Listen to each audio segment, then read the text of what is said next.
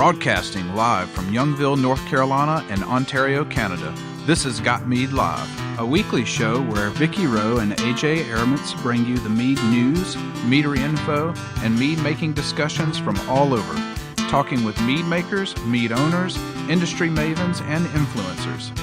This is Got Mead Live, a weekly podcast about mead and the people who love it and where the mead world is going.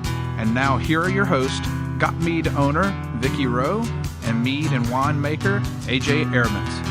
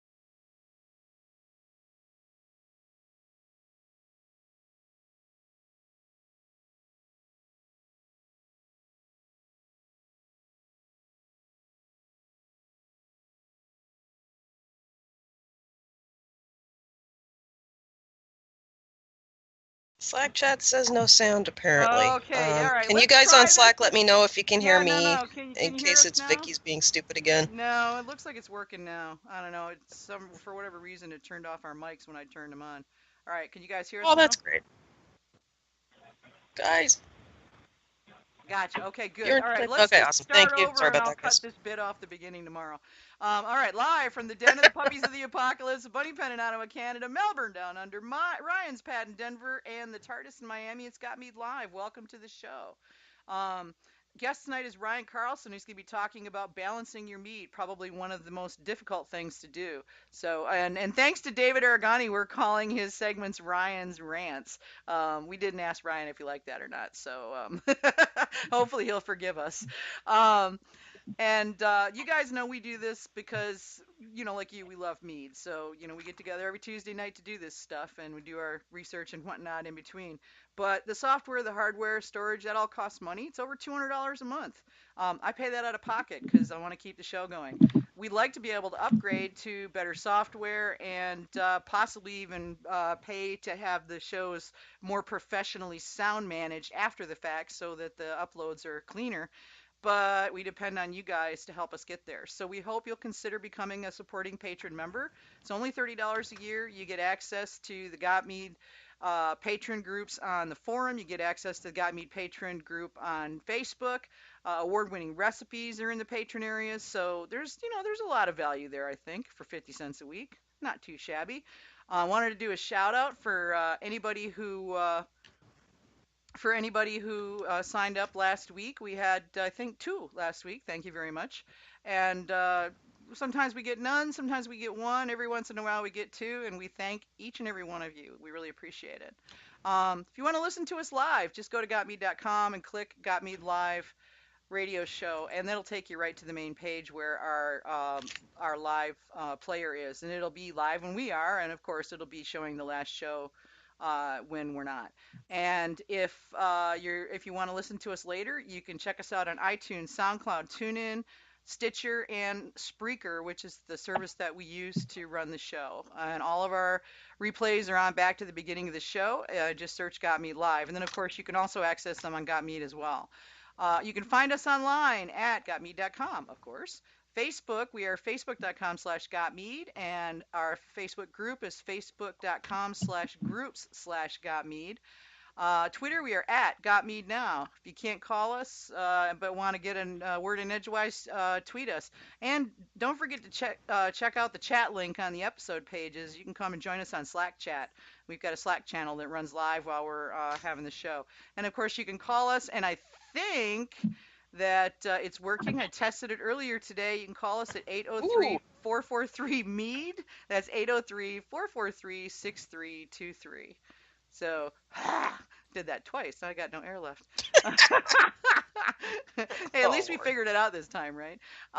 Okay. So, yeah, I found out that what happened was not one, but two sets of headsets croaked on the same day. Was like, are you kidding me?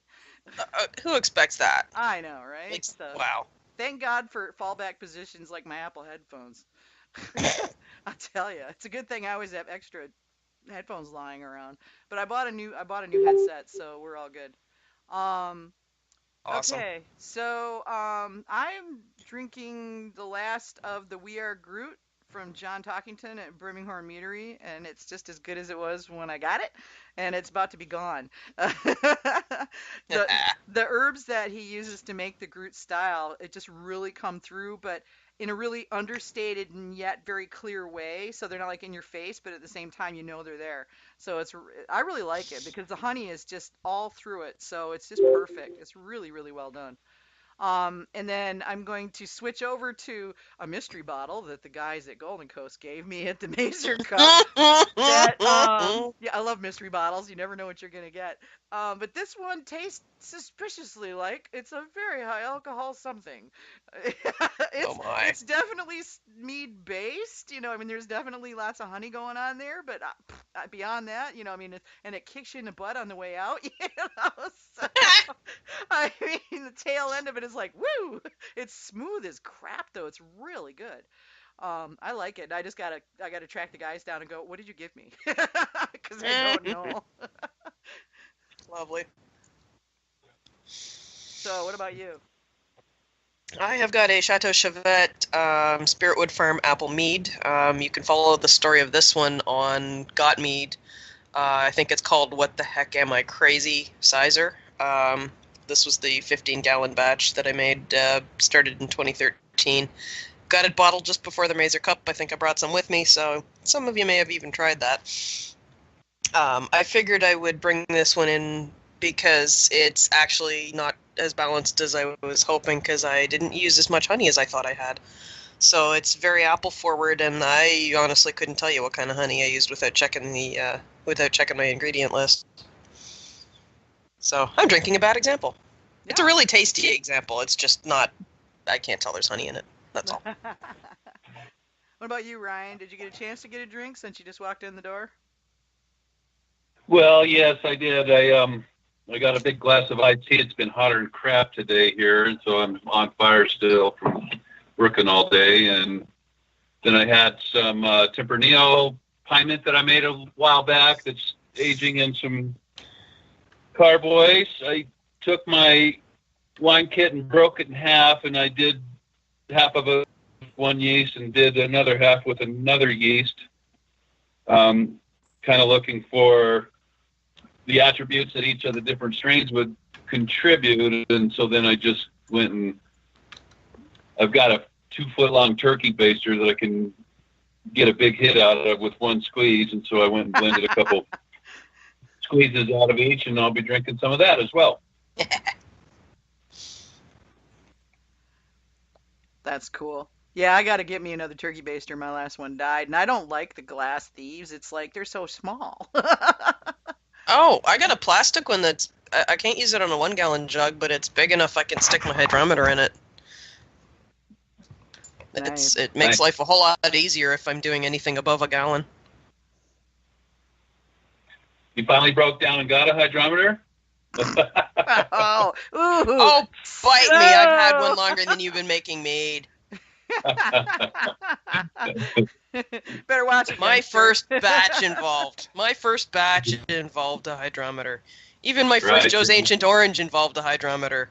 I'd venture to say that I've got hydrometers that are older than a lot of the mead makers that listen to our show. I actually might, because I inherited a couple from my my ex's parents. So it's actually possible that I do have, more than one hydrometer that's old enough to drink. Yeah. Yeah, I don't think I've got one that's old enough to drink. I'm pretty sure I broke that one, but darn things like to jump off the countertop. Oh, yeah. Okay, we were asked to do a public service announcement, I guess you'd say. There is an event coming up on, when is it coming up? On blah, blah, blah, June 8th. Sorry, I didn't put that in my write-up here. Joe Bruzzo and his partner Roger Warner are opening up Long Island's only meadery, and they're having a special night of mead, and it's called Jabruzzo. They'll be tapping the last keg of 2018 of Jabruzzo to sell, and they're donating all the proceeds to the WA Meadworks fundraiser. So, and that's at Destination Unknown Brewery on, I would assume, Long Island. So, but they're donating all those proceeds to their Indiegogo campaign. So they're saying, come help kick a keg and try some awesome mead. Dilly dilly.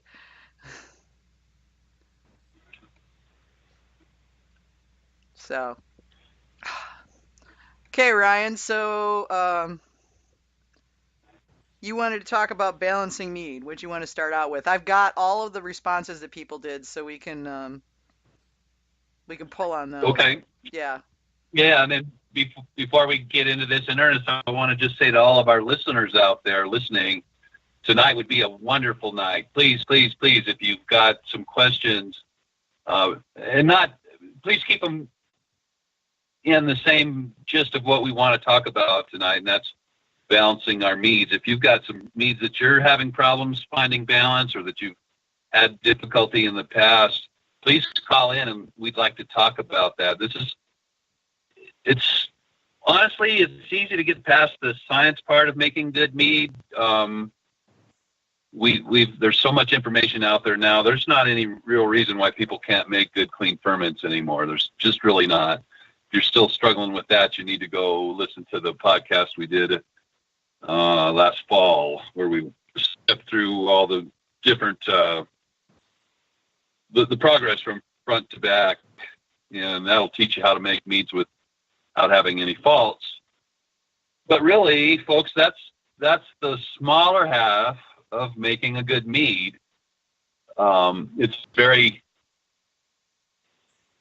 hard to learn how to create balance, and it's also hard to teach it, especially if we don't have some interaction with somebody else that we're talking about a real situation at hand. So that's why I want to invite you to please call in so that we can help you with your particular thing, and that will also provide then us a teaching window that we can talk about the process that you go through in your mind trying to unravel this thing. It's really what makes the difference between a good mead and a great mead. My son and myself, we call that the mead has the magic, or it doesn't have the magic. It could still be a good mead, but there's just something different between being a pretty solid mead and something that's really magical.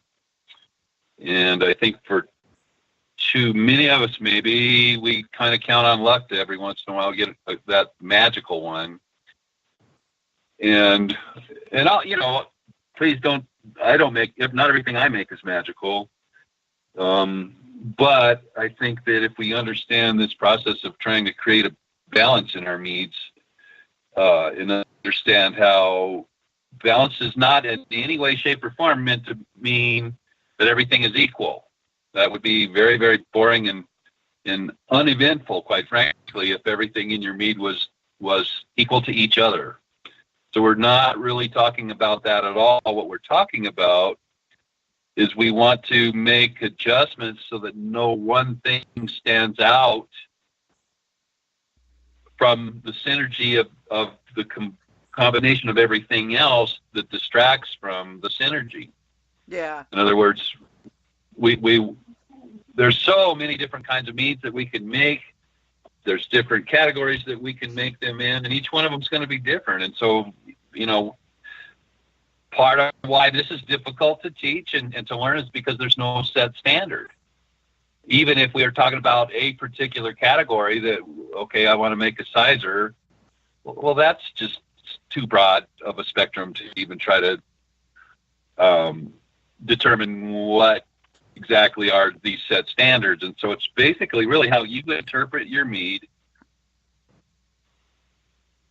and then the steps that you need to make to get there.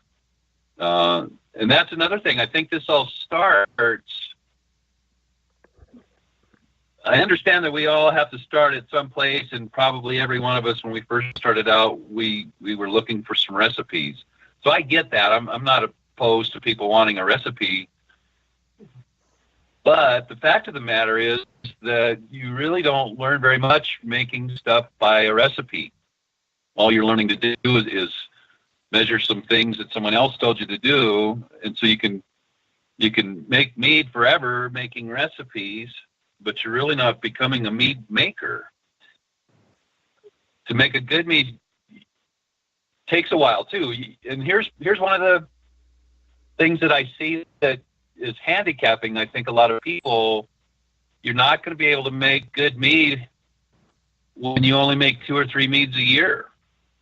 And I understand, I understand the passion level for some of us. This is what we, it's our main thing that attracts all of our attention, and making mead is expensive. And so I get all that.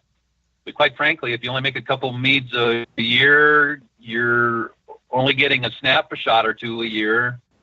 And what we really need to be able to do is to look back over hundreds of snapshots so that we can start to make sense of these different snapshots. Hey, as a hunter, one of the things as a hunter, one of the things we talk about is whisker time, and what that means is you need to sit close enough with animals that you can see their whiskers, and it's only this up close and personal time spent with them that will create an experienced hunter. And you could even have read all the books in the world, but that still doesn't help you on the given day when you've got to make decisions and whatnot. And so I want to encourage you, when you make mead, please make it with intention. Please try to learn how to make mead so the science part's easy for you, and then start just thinking, well, I don't need to ask people for a recipe. I want to use this, this, and that. And then, so I guess what I'm saying is you need to make a lot of mead, people. You need to drink a lot of mead. It's going to take you forever to be very good if you only make a few a year. So at least the ones that you do make have some reason behind them, have some testing involved so that you can do A, B, and C and then compare them. I think even now, as long as I've been making mead, which isn't very long, a little over, 3.5 years, but I make a lot of mead. In fact, earlier this year when we started looking at what I wanted to enter into the competitions, I had, I don't remember now exactly, but in the mid-60s of different meads that I could have entered into the competition. So, and each one of those that I made, I had different tests that I wanted to do to try to learn something or to prove something or disprove something. And so please don't just throw some mead together and hope that it turns out. We really need to sit down and think of what we're doing. We need to think about what yeast strain we want to use and why, not just because 71B is in Ken's book. So Ken's book is awesome, and I guess 71B is too. But it's not the only yeast in the world. And so really a good mead starts when you sit down with a piece of paper at the kitchen table and go, this is what I want to do. And then you have to map out how am I going to get there. So anyway, we are not talking about equality. Not everybody's equal in the mead world. We have certain things that I would like to consider as being more prominent than some of the other things. And if we understand that, then that'll give us the idea of these are the things we need to first consider, what we're adjusting, what we're using to make our mead. So really, here's the problem. Let's look at the two main riders on the teeter-totter would be sweetness versus, and here's the problem with this, it's not, sweetness isn't just one thing, right? Sweetness could be sweetness that we get from the honey, but it could also be sweetness that we get from the fruit and the fruit juices, correct? Right. Even oak will give us a perception of sweetness, even though it doesn't change the gravity one bit. We can obtain sweetness through oak. So when we talk about sweetness, it's go ahead. I'm waiting for Jaden to go vanilla, because that's. I know, right? Yeah, I'm sure he will in a second, but he hasn't yet. Well, and so that's right. That's the other part. Is vanilla will give you at least the perception of sweetness. Mm-hmm. And this, by the way, is what kind of makes this hard too. Sometimes we smell things, and the smell makes us think. It kind of psychs us out. And we think that because we can smell it, that it I think it sometimes will make us invent or create in our minds the perception of what the smell is that we get, right? Well, yeah. I mean, and the perception is really, 70% of taste is smell. And that's why That's right. And I see this a lot in meads that I'm judging, in that they taste great, but they smell different. They smell not the way they taste. And so it's frustrating from a judging and just from a drinking perspective to have them taste different than that. And that's, I think, balance isn't just in the flavors, or the ingredients or what have you in the mead, but also in the overall experience of the mead. I think it should be balanced. That's right. That's exactly right. And I don't know about you, but I think one of the most disappointing things that I can taste, either in a competition or when you're just drinking, is you smell something And you go, wow, you go, this is "Ooh, man." amazing. Yeah. And then you taste it and it's gone, oh man, that's so far short of what it smells like. It's a real disappointment to actually drink it now. Oh, I had so many times where that was the case in the pouring room. It's like, oh, that smells amazing. I wonder what it tastes like. And if I get a taste, sometimes it really doesn't measure up. Yeah. I know, right? And that's so disappointing. So we need to balance our sweetness, and sweetness can be honey, it can be fruit, it can be oak, it can be vanilla, and it can also be smells that might make us to perceive that there's some sweetness there. Mm-hmm. Here's an example of that. How many of you guys out there, when you smell Pine Sol, the disinfectant that you clean with, don't we associate that smell to cleanliness? Yeah, pretty much. I mean, much. as soon as you smell that, you go, ooh, that smells clean. Well, what if we now took that Pine Sol and went out and poured it on the ground, or poured it on some pigs in the farm? Clean pigs. It smells. Yeah, right. It smells clean. Yeah. But is it really clean? Well, it's a perception, you know. I mean, and right. honestly, the whole thing is a perception, because what tastes balanced to one person may not to another if they have more of one or another kind of taste buds, you know, because you've got, you know, there's sweet, sour, umami, and bitter. Yeah, and so, you know, there and everybody's got like, no, you know, you don't come with a preset amount of taste buds for the 4 different tastes, nor does everybody's nose work the same, you know. So what's perceived is going to be what's perceived. So what may be balanced to me may not be to Pete. You know, because Pete can smell everything and taste everything. It's really humbling to sit next to that man and judge. It's also really, you know, really kind of, you know, makes you feel inadequate.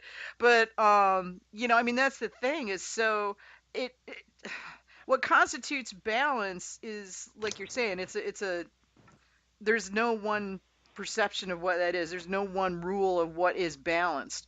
So basically, you got to settle back on what's balanced to you. And it helps to put it in competition to get a sense of, because, you know, I mean, you're going to get a range of judges, so you can get a sense of whether it's well put together or not. Whether or not it's completely imbalanced per the judges is going to vary on the judge, but, you know. So you got to make what you want to make. You don't make it for other people. Yeah. Right. Yeah. Or if you're a professional, make it for the people that are buying it, you know. That's right. Mm-hmm. Right. So we have sweetness, which is all of what we just spoke about, and then on the other side we have, I'm going to call it acids, okay, acidity. But just like sweetness, acidity is not only acids. It is acid. There's different types of acids, and we'll talk about that in a little bit. But these are also different things that will balance the sweetness factor, and that is tannins. So, and you can get tannins from different places. You can get it from seeds and stems. Tannins are basically a plant's form of self-defense, so that animals won't eat them. And so it's dry, it's bitter, it leaves your mouth, you know, you're licking your teeth and it's sawdust on your teeth, or that's to keep the animals from eating the plants. But we like to use those tannins to try to balance out the sweetness. Alcohol will also do the same thing. And so when we talk about acidity, which is going to be the counterbalance to the sweetness, we're talking about acids, we're talking about tannins, we're talking about tart, talking about bitter, and we're talking about alcohol.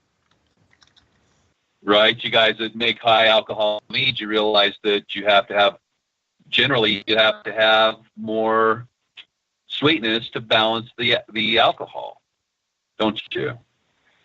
Generally, it's what I've been finding. But then again, I have a tendency to prefer sweeter stuff anyways. Well, Mm-hmm. and the interesting thing is, when the wine side, and correct me if I'm wrong here, AJ, since, I've only made a few wines, but just, studied a lot because that was all we had back when I got Yeah. started.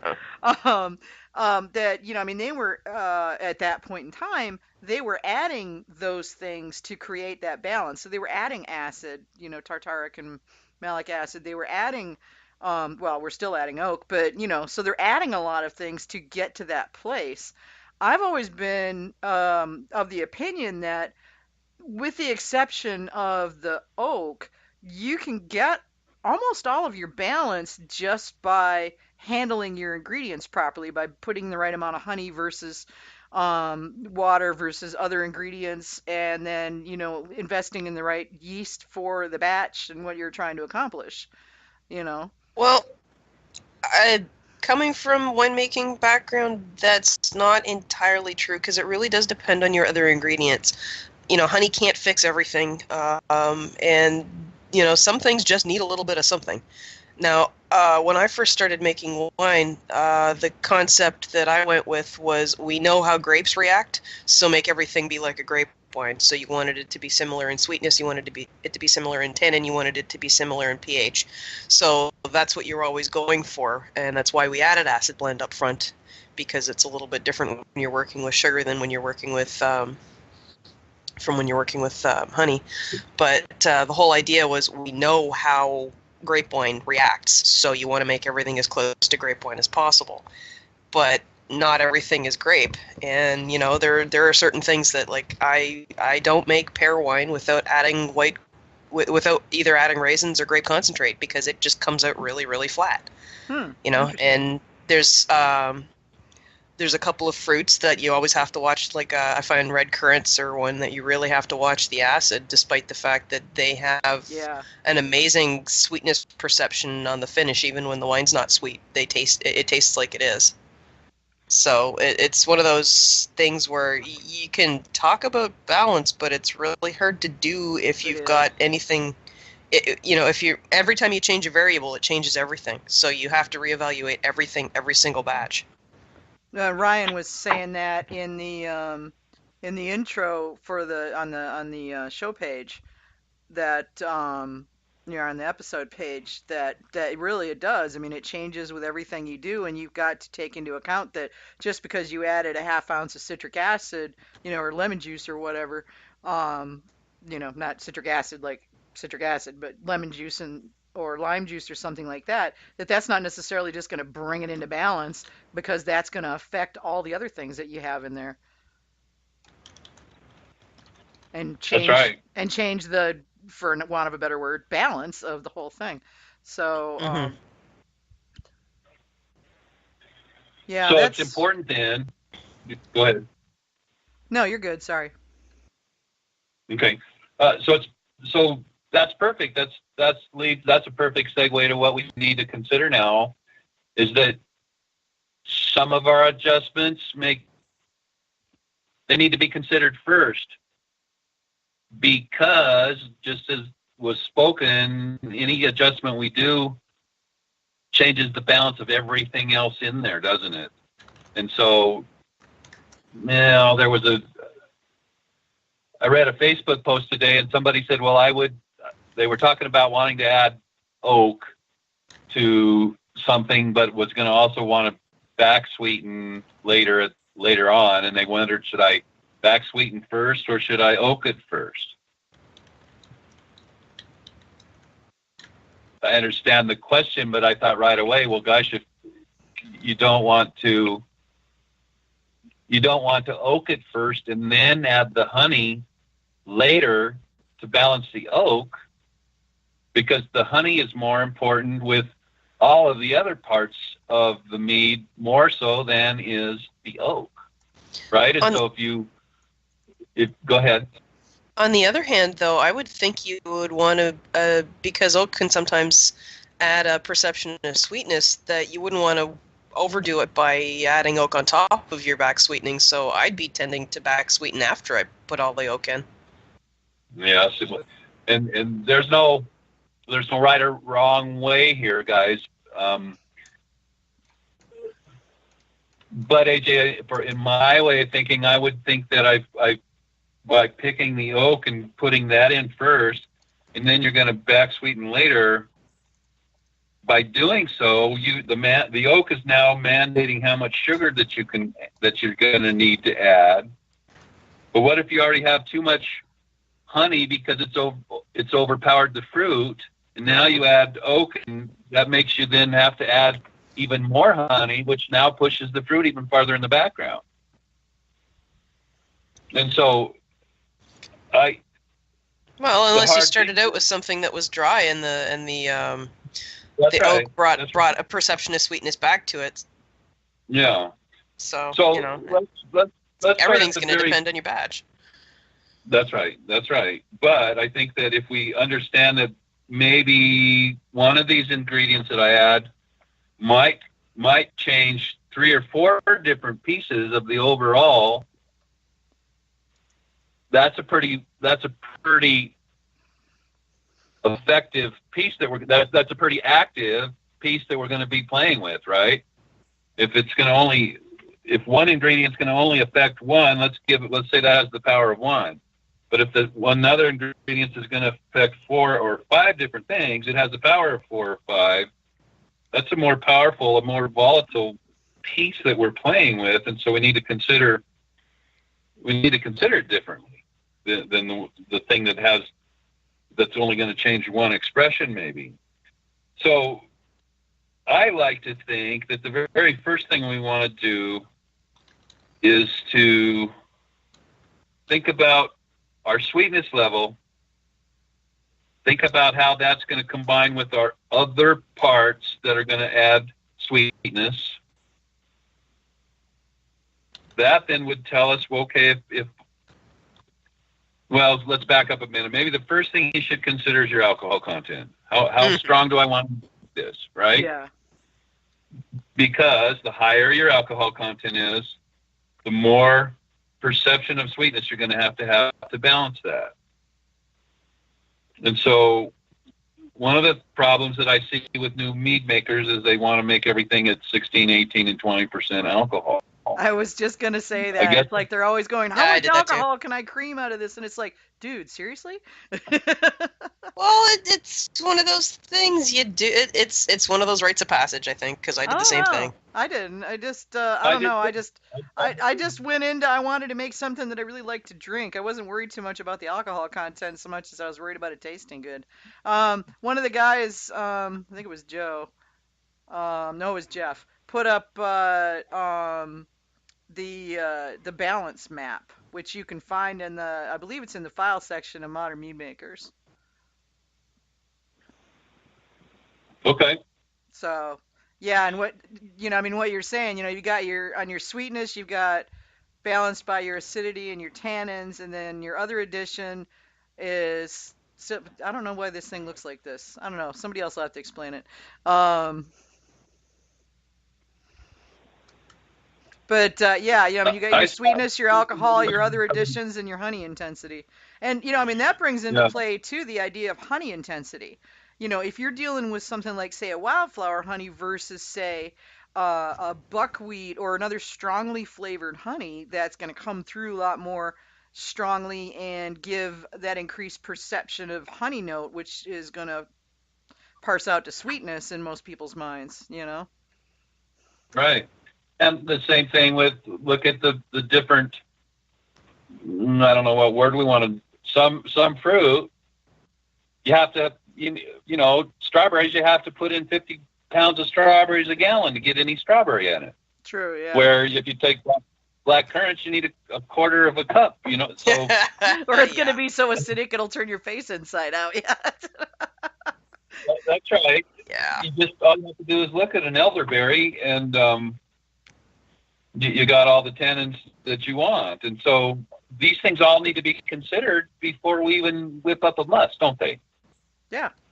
That's why it's hard to get going and get in the midst of things and then start wheeling and dealing and make things work out if you don't think about it to start with. Because you can handicap yourself from the very beginning by not considering all these different things. Some people like thin, watery mead. I do not most of the Me time. neither. I wouldn't mind something if it was a little bit thin. If it's a session mead, a summer mead, an easy drinking, it's 95 in the shade, and I've been working all day. I'd love to drink 5 or 6 of something to kind of wash all that down. Totally agree. Those are, Yeah. those are kind of hard. You know, you don't want to drink a big 20% fortified port style mead. That, While you're at the beach. Yeah. No, that would be bad. But most of the time, I think, for me, I like the thick, lush, heavy mouthed meats. That just feels special because it's got a lot of mouth volume to it. So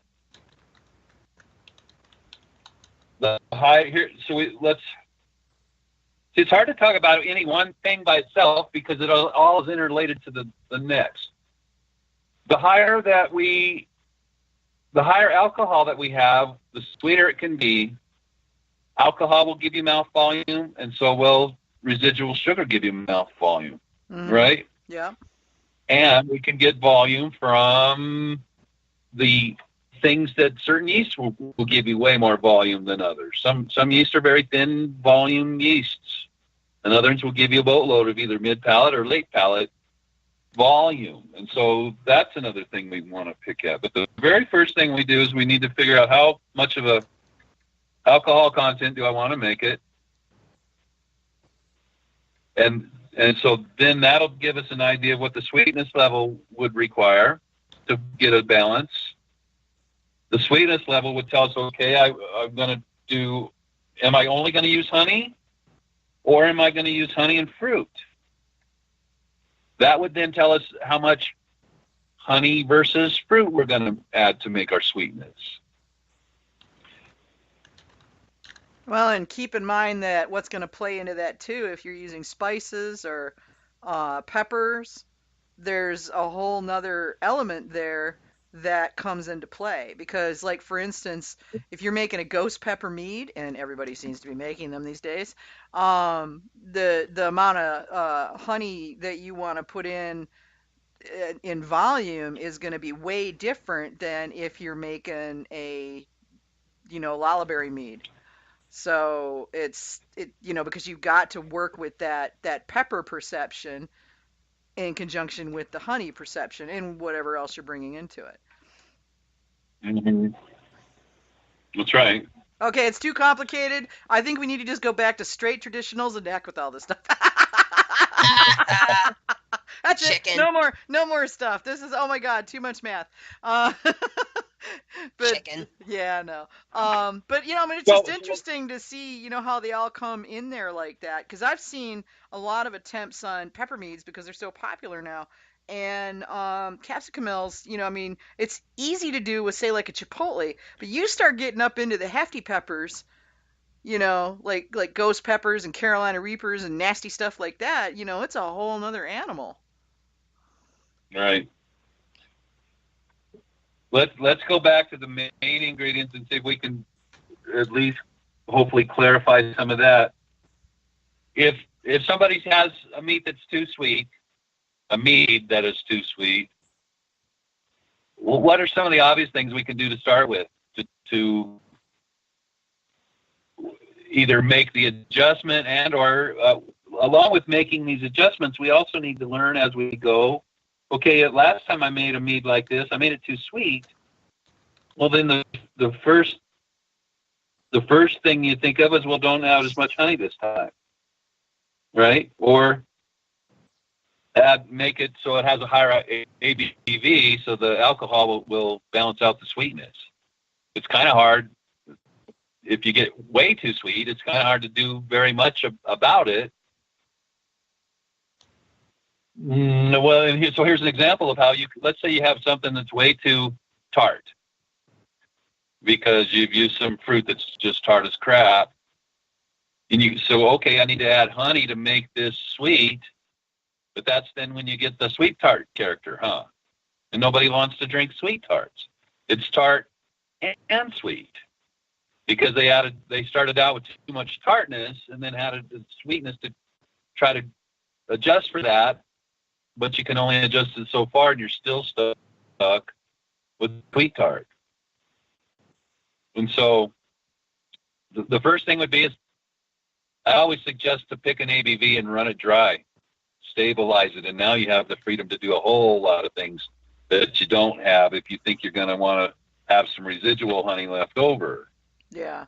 It's just so much easier to either blend or back sweeten, you know. Yeah. It's just, you know, I mean, almost. Go ahead.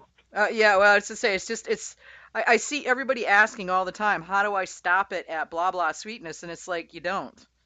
You run it dry, Right, and then you Run back dry and sweeten. back sweeten. Yeah, you run it dry and adjust, you know, so that you get what you're looking for. Otherwise, you have no way of knowing whether or not you're going to be able to get there.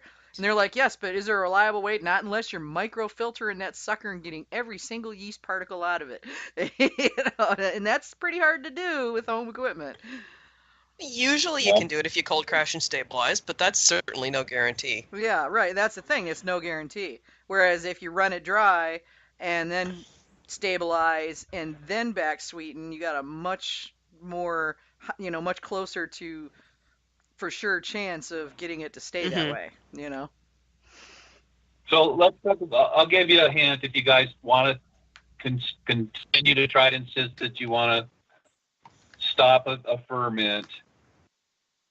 And even with these hints, there's no guarantees. I almost never try to do that, except for when I'm making ports.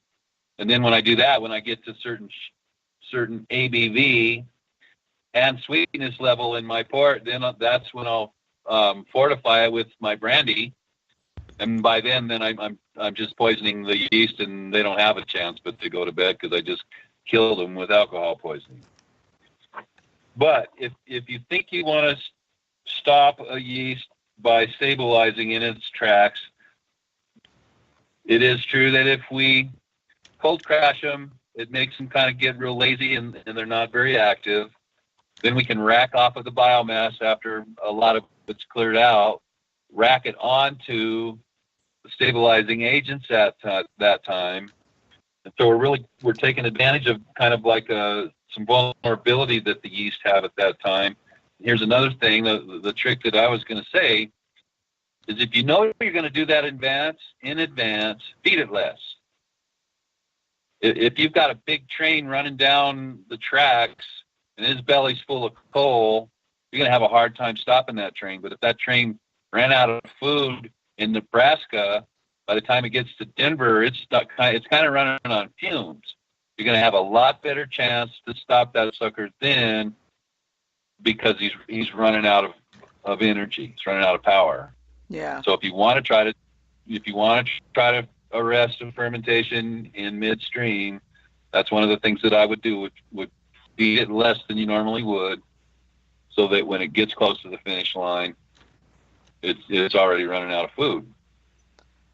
So you want to tackle some of these ones that folks gave us and see what we've got here? Sure, and I would love for somebody to call in too, so we can walk through the concept. Sure. Yeah, So let's tackle something. They could be trying, and it's just not letting it. So I don't know. You say I called the number earlier today, and it rang straight through. But darned if I know. What the deal is with it and why they don't come in, or maybe people just aren't calling. I don't know. Anyway, okay, the first one we had was from Jeff Katra, and he says right now he's got 10 gallons of a blueberry mel sitting in 2 different spirit barrels that previously held blueberry brandy. Ooh, that sounds tasty. Granted, it's still very young and has only been about 3 weeks in the barrel, but I noticed it took on a bit of an alcohol bite after the last taste. From inspecting the barrel and trying the spirit that resided in that very barrel, the alcohol bite is certainly from the residual spirits. My guess is that time is likely going to be the best solution to this, as are the other elements of the barrel have yet to play a part. I would have to agree with that. Here's one of the things that I think we should all try to do. And I guess it's hard when you don't have very much meat and you don't even have any that you've been able to age, so you want to drink this next batch that you're just now making, let me explain my own, what happened here in my house. Every time I would make a mead, and I would even age it for quite a while before I would bottle it, but inevitably, every time I opened up a bottle, right away I go, well, this would have been better if it, and then the lid starts to drop out, right? If blah, blah, blah, blah, blah, blah, blah, blah, blah. Well, part of why I was finding each of my previous meads were not as good as they could be now is because I was growing on such a fast learning curve that I was just smarter. I understood more about it. Hopefully that happens to all of us. That's a good problem to have. But I think a lot of people want to bottle their mead way too soon. And so then they whip up a batch, and 6 weeks later they're throwing it in bottles. It hasn't had time to integrate in 6 weeks. And even at 6 months, it's still going to taste different if you don't do anything to it. 6 months later, at 12 months, it's going to taste different than at 6 months. So the longer that you can let something bulk age before you put it in bottles, the closer you're getting to the final flavor profile before you lock it up. Yeah, I'm a big fan of bulk aging. So, that's right, because all this integration takes place, and there's thousands of chemical reactions going on that will continue to go on, as we know, for years. But a mead at 6 months or 8 months, even if, we can make meads that taste great right out of the fermenter when it's still full of yeast. So that's easy these days. But it doesn't taste like what it's going to taste like in 6 months, and 6 months doesn't taste like what it's going to taste like in a year. So the longer that we can wait, and this goes back to the barrel question, let's just give it some time. I think you're right that those things will, you probably will still need to do some adjustments later down the road, but if you wait for 6 or 8 months before you start thinking about the adjustments, unless some of them make themselves clear earlier on in the picture, I just think that people are in way too big of a hurry to try to get things bottled up, and you're stuck with that. Once you bottle it up, you're stuck with that unless you want to open it all back up and start messing with it again. And I've seen people don't do that. It's a pain in the ass. Yeah, I've seen a lot of people saying, "Oh, should I just unbottle it?" And it's like, "Oh God." You can do that, but that's not ideal. You can, and I have, but just don't. Yeah. Joe Vinciguerra is going, "I can't wait. I'm out of mead." Dude, there's this thing, they're called meaderies, and there's this place called Vino Shipper. Go get some mead. Yeah. Then you'll have something to drink while you're waiting for yours to be done. Make some more mead. More. Yeah, the only way you're going to have mead getting older is making more than you drink. End of story. That's the only way you're going to age mead is make it faster than you drink it. Yep. So start making bigger batches and then play with them. Make a 5-gallon batch if that's a stretch for you, and then divide that into 3 or 4 or 5 different batches and do some side-by-side tweaks and compare, so that not only I've got more mead, but now I have 3 or 4 meads where I only had one mead a minute ago before I broke it into smaller carboys, and now I'm playing with it all. Well, you can't drink 5 gallons of mead as fast as you can a gallon, and so if you guys don't have any aged mead, then you're not making enough. Yeah. Or your friends are too thirsty. Yeah, that too. Yeah, well, have your friends ante up and bring you some honey. Yeah, exactly. That's what I do. Yeah. My friends say, "Can I have a bottle?" I say, "You give me a kilo of honey, I'll give you a bottle." Yep. One of the things that just drives me of honey that way. Nice. Right. One of the things that just drives me insane is people bottling dirty mead. And they say, "Oh, well, if it tastes good, that's all that matters." That's true. That is ultimately all that matters. But I can tell you this: if it's dirty and you can't read crystal clear through it, like it's as clear as water, there's particulates floating around in there that are going to drop out, and you're going to have dust in your bottle. And every time you pick that bottle up, it's going to stir that dust up. And so maybe it tastes just fine. I don't think it will taste fine a year from now when all that dust has really started to spoil and it's gone rotten. And all the time, well, I just bottled this. The first thing I want to say is, why? Why didn't you get it clear? One way or another, get it clear before you bottle it, so it'll taste cleaner later. That's so another, anyway, and that's another thing that bulk aging will do for you. Meads all drop clear eventually, unless you've really got a nasty haze going on. They drop clear eventually. So if you are bulk aging, I mean, I've never bought a filtering system. I've never filtered my mead because I'm a lazy butt, and it bulk ages for 2 or 3 months. And, so by the time I get around to bottling it, because I hate the bottling process, hate it. It's such a pain in the butt.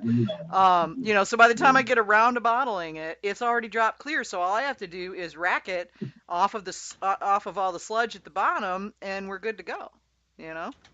Yeah. So keep this in mind now, guys. The most important things that we need to balance is acidity and sweetness. Throw in tannins. And then we also have to have a honey presence. If you have a mead that's made with honey, you need to be able to pick that there's some honey in there. Yeah. One of the things that I used to do when I would buy wine kits, and I would buy them because I liked this type of wine, so I wanted to use that grape, is I would use the whole wine kit, and then I would add my honey to get up to the gravity that I wanted.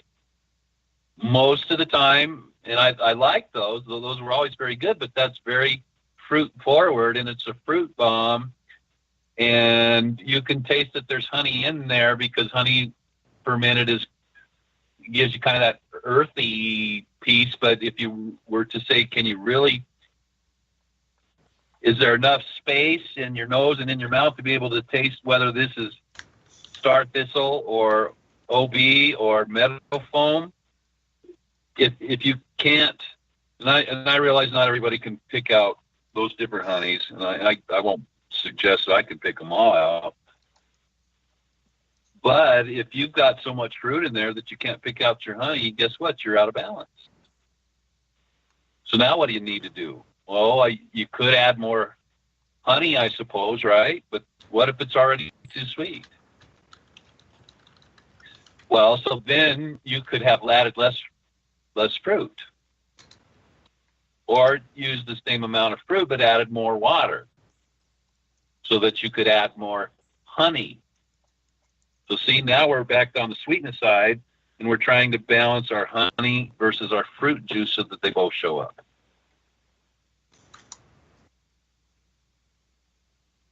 Okay. Ready for the next one? I don't.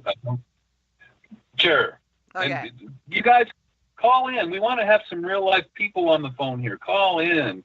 If you can't call in, show Vicki on Skype that you're trying and give her number, and she call you and bring you into the conversation. Just get on the chat and give me a number if you want me to call and drag you into the conversation. I'm happy to do that.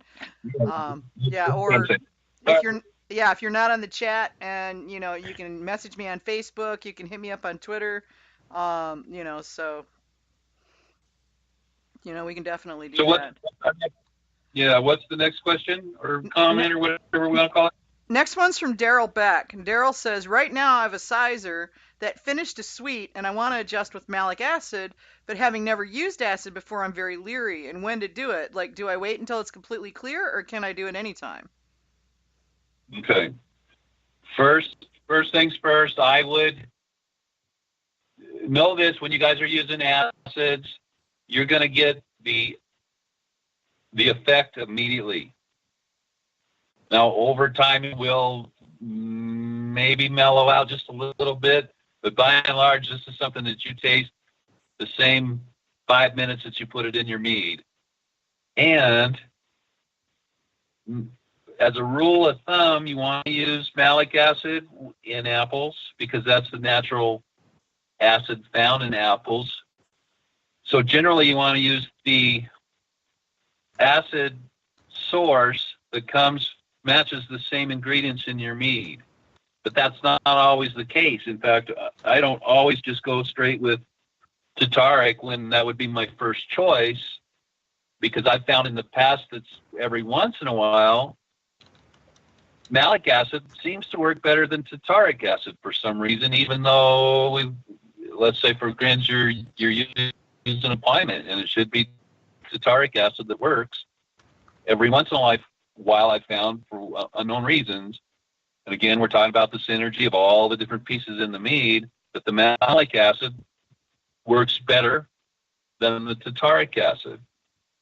When should I add it? If your mead is dirty, I would maybe wait.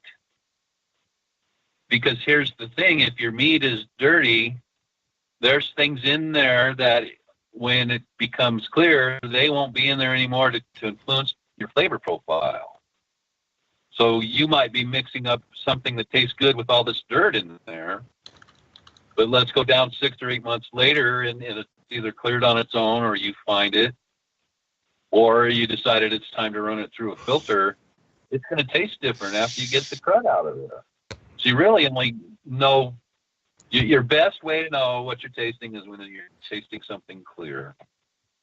Now, how do I know what to do? This is what I do. I make a 10% solution. I have little pill jars with the screw-on cap, and one of them's got malic in it, and the other one has tartaric acid in it. And then I'll take and, I'll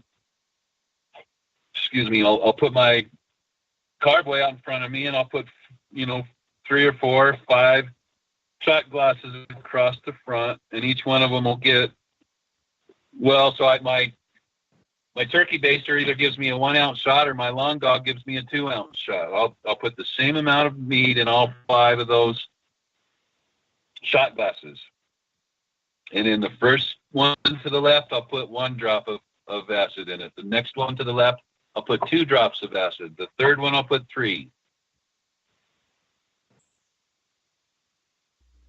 And if you wanted to go on with 4 and 4 and 5 and 5, you could do that, or you could stop with just the 3, and you could taste them and go, well, no, I like 2 better than 1.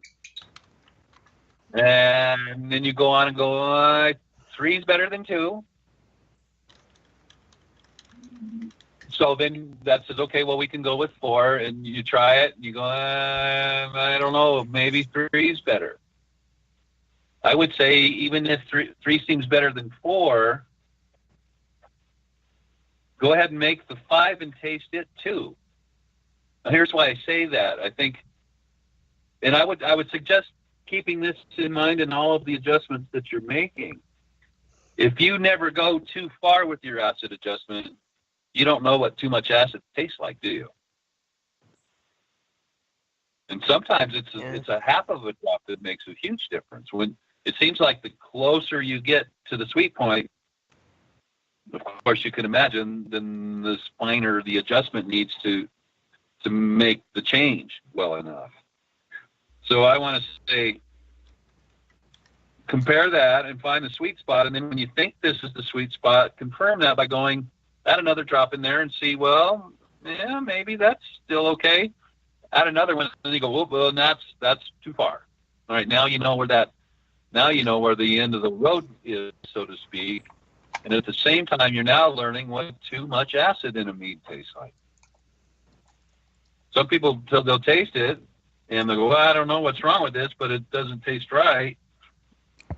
Well, if it's a mead that has too much acid in it, and you've tasted too much acid before, you're going to know when it's, and they're not, because they never went too far with their acid adjustments. Mm-hmm.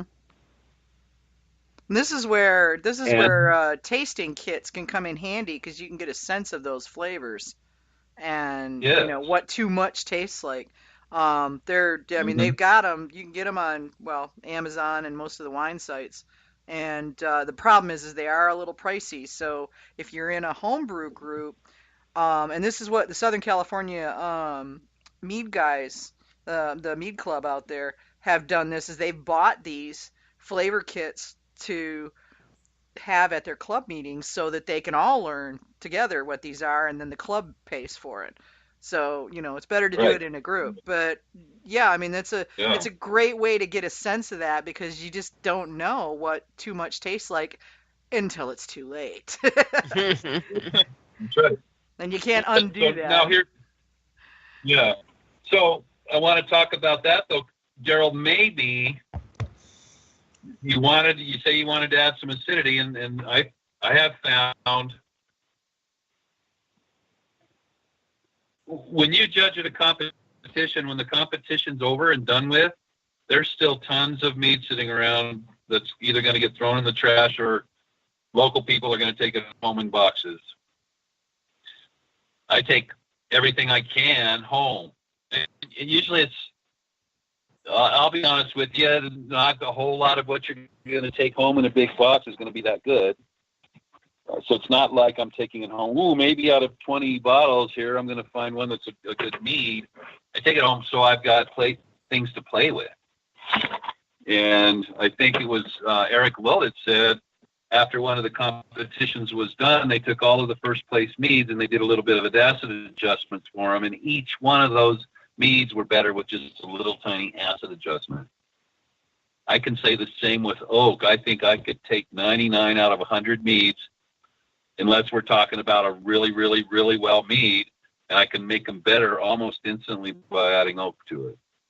And you go, well, how do you do that? Because oak takes a while. So I always have teas made with all the different oaks. So I can just, like we did with the dropper bottle of the acids, I can do the same thing with different oaks. And so I take all these things home to practice. We do this. We take this stuff to our group and we sit down and so we're always training our palates, and we're always playing with these different things. And almost right away, acid and oak will make almost everything better. Now, Daryl, when you wanted to add the acidity, was that because you were looking to make the fruit pop, or was it too sweet? He said it finished too sweet. Okay, so what other things could we do besides acidity to dry up the sweetness? Oak, right? Or tannin. Or alcohol. Right? We don't have only acidity to play with. We could dry that out by adding some tannins, either from your oak, or you can use grape tannins. You could use tea. Or you could add more alcohol, and by adding more alcohol, it's not going to taste as sweet.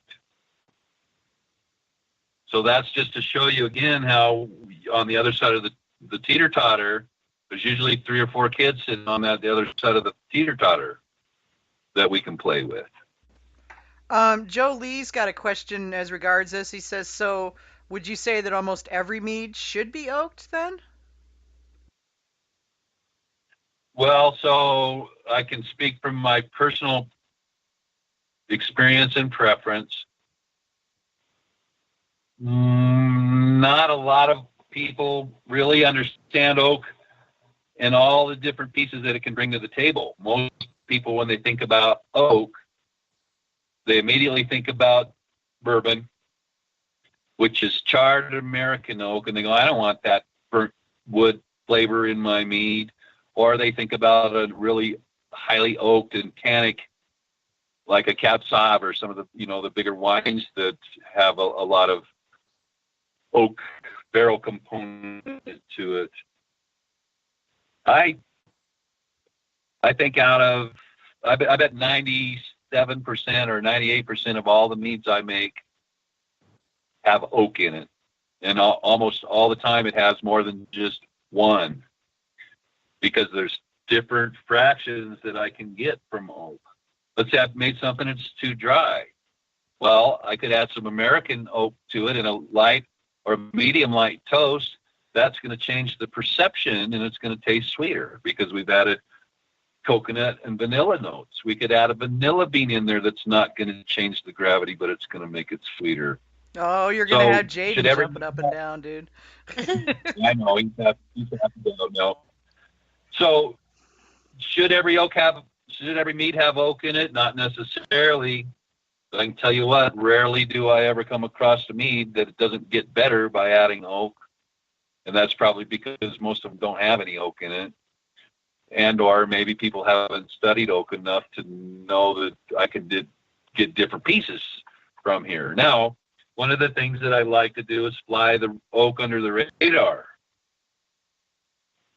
You can do a lot of things. I like to have a lot of complexity and mystery in my mead, so that when somebody takes the first couple sips, they start like, wow, there's a lot of stuff going on in there. And I love that when I find a complex mead like that, where you're kind of chewing on it and trying to pick out all the different parts and pieces. I enjoy that. I enjoy the skill level that somebody had to be able to put all these different pieces together and to do it craftfully, so that they all complement each other and it doesn't just turn into a wild mess. So I think you should definitely practice with making good choices with oak, and almost always it'll taste better, and you can fly it under the radar where most people wouldn't even necessarily know that you did oak good. So what you're saying is please oak responsibly, right? Sorry, I couldn't help myself. No, that's good. Yeah.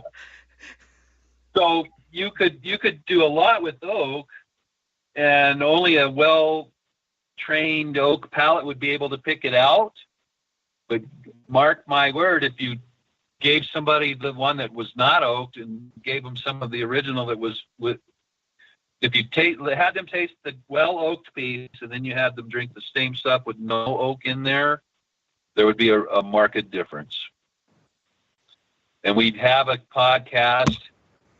9.5 was when we started the series on using modern science. It's the podcast right before that. I'm not in front of a calendar, but it's the week right in front of 9.5 that we talk about all the different oak parts and pieces.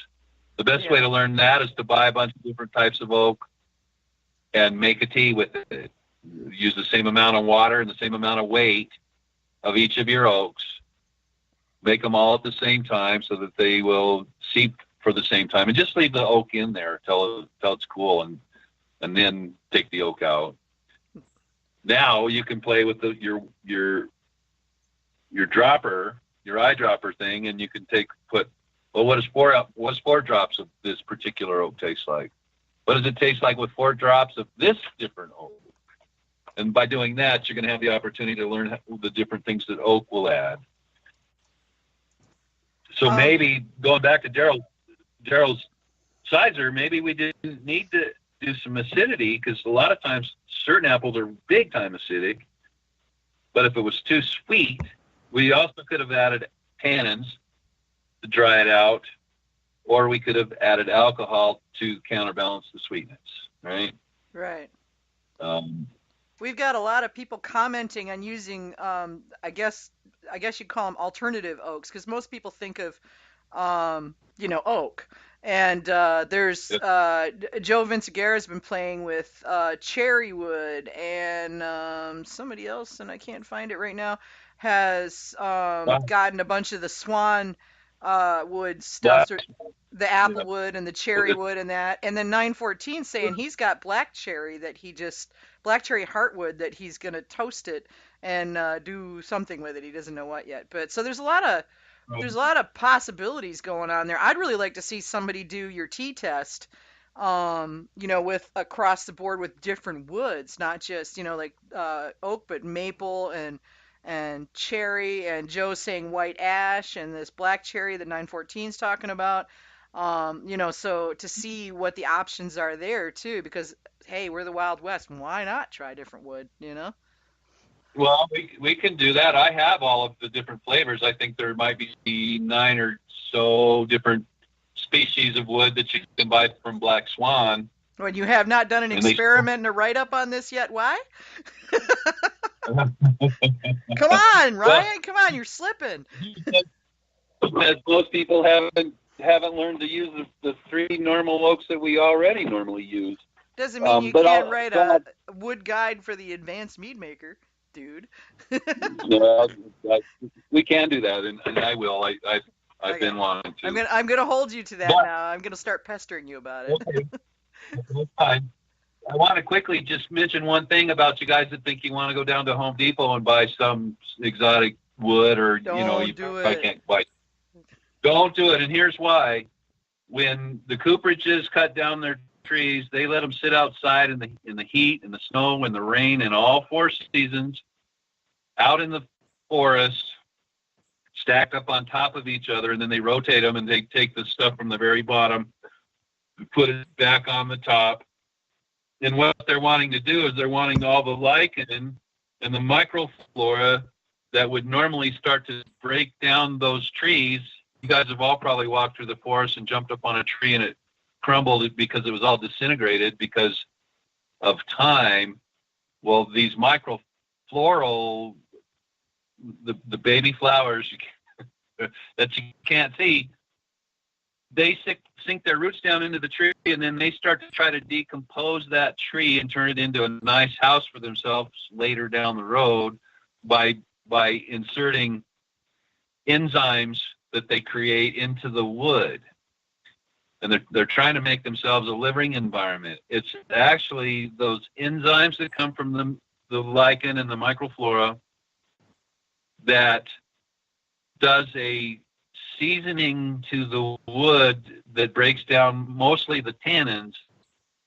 And so if you went and got a piece of black cherry at the lumber store and took it home and toasted it, it's not at all close to the kind of black cherry that you could use if you went out and stacked it in bundles and let it sit outside in the forest for 3 years. And that's what they do with coopered lumber that they're going to make barrels out of. It's all been seasoned. The cheaper stuff, 2 years out in the wild, and the better stuff is 3 years out in the wild. And it tastes incredibly different than if you go buy a piece of lumber and cook it in the stove and throw it in your mead. I would just say don't do it. Well, no, go ahead and do it. But it's not the same, trust me. Okay, next question. Yeah, Jaden says Chateau plywood. Okay, so the next one's from Stephen Daniels. And Stephen says, I have a bourbon ginger that for whatever reason would not take a ton of ginger flavor. The nose was amazing, but ginger was quite flat on the palate. Probably a lot of other variables to consider, but I found that adding adjuncts 100% in secondary leads to nice aroma, but often disappointing flavor. Thoughts? Yeah, that's a tough one because we don't have enough information. Ginger over time will mellow out. I've never personally used ginger in primary, but I think some of the things that we say disappears pretty quickly with some time. I would say try to put part of that up front in your primary so that there's a base to it, so that you're not only adding a boatload of aromatics on the backside, because those volatile aromatics would probably be the first thing to go. And then too, we don't know what kind of ginger was used to try to get the ginger component in this particular mead. I have only used fresh ginger that I'll peel and then slice it in almost paper thin slices. I try to slice it as thin as I can so that the alcohol and or the yeast can get to it to get the entire extraction out. I'm really fond of candied ginger. Has worked really well for me. Yeah. Right. So we don't know why the ginger's not holding well. I guess one question I ask or think of in my mind, is there enough space? And I know that might seem weird when we're talking about flavors and space, but remember we talked about the piment that had too much grape, that it didn't give any space for the honey, but by either adding some water so we could add some more honey or less fruit, we've done the same thing, just through 2 different actions. We've created some space for the honey to be able to stand on the same stage with the grape juice. My question would be, is there some space in there for the ginger, or is it trying to compete with a whole lot of other things? And then how did you use fresh or dried ginger? And if you're not getting enough, try some different things. Try boiling some ginger. And know that over time it'll integrate quite a bit, and you won't have as much as you started with before. So with almost all of these different adjuncts, if we bottle them up right where we like it, just know that later down the road it's not going to be as strong. So maybe you want to overdo your adjuncts so that it's a little bit too strong initially. And here's an example. I tend to find that when I'm using ghost peppers in my caps, I think that over a big period of time, I lose about 30% of my heat.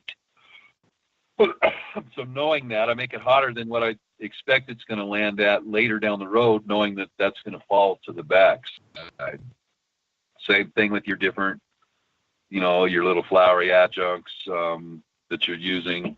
Most of that stuff is all going to get weaker over time. Well, I think that's true for most spicy things, because I've noticed the same with spices and and ginger, as Stephen pointed out, that it falls off more quickly than you think it would, where fruit can hold up for a really long time, unless it's a spicy fruit, in which case I don't know. Okay, next question. Next one's from Adam Thompson. Says, I had a mead that I planned on running as a session apricot melomel. I added potassium chloride to boost the mouthfeel. The mead didn't have enough fruit flavor, so I gradually added mangoes, peaches, and pineapple. Wow, this is a many featured mead here. When the flavor was finally right where I wanted it, but the acidity was too high, and the mouthfeel was thick like Gatorade from the salts. I couldn't add acid to cut body because it was already too acidic, and I couldn't add calcium chloride or other pH adjusters because the body was too thick. I know what I did. What would you do?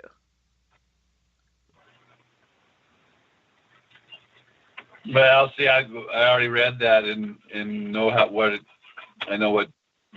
where that thread went to. So I would have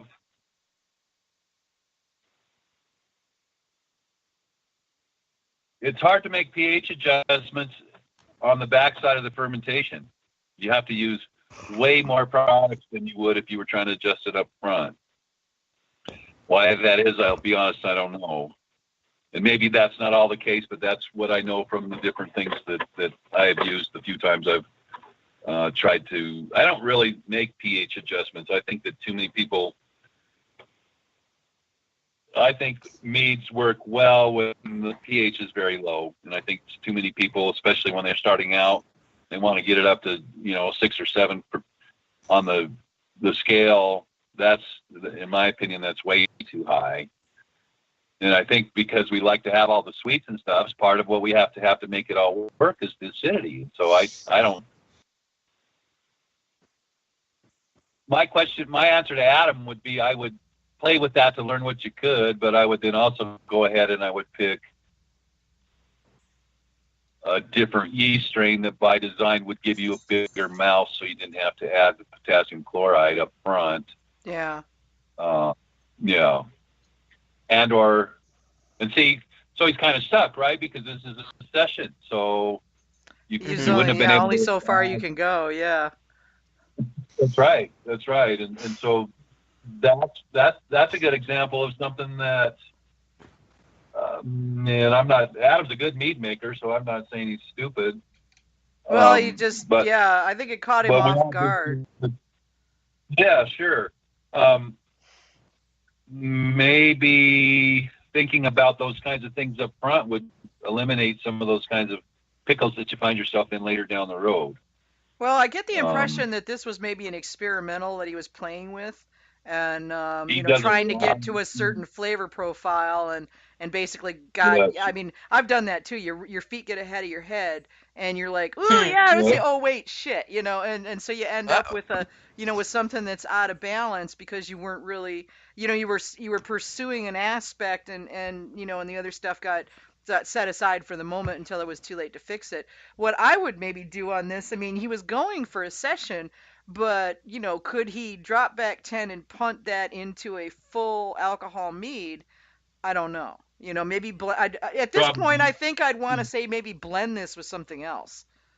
That's Yeah. where I would go with this. I don't think he can fix it in the bottle here or in the carboy here, but he could, get it back into balance by deliberately creating one that had not enough mouthfeel and was not acidic enough to balance it out, and so bring it back into balance that way. Right. I know in that thread that was on, he actually told us what he did to save it. Oh, I missed that. Although I don't. Yeah, I have some meads that are labeled save. This is my strawberry save with sorta in parentheses on my piece of tape on my carboy. Let's talk about this. This is a trick that I've devised that we can create mouthfeel by what? Higher alcohol, yeast strain selection, or residual sugar. But if you're trying to make a session, you're kind of stuck with not having a whole lot of alcohol.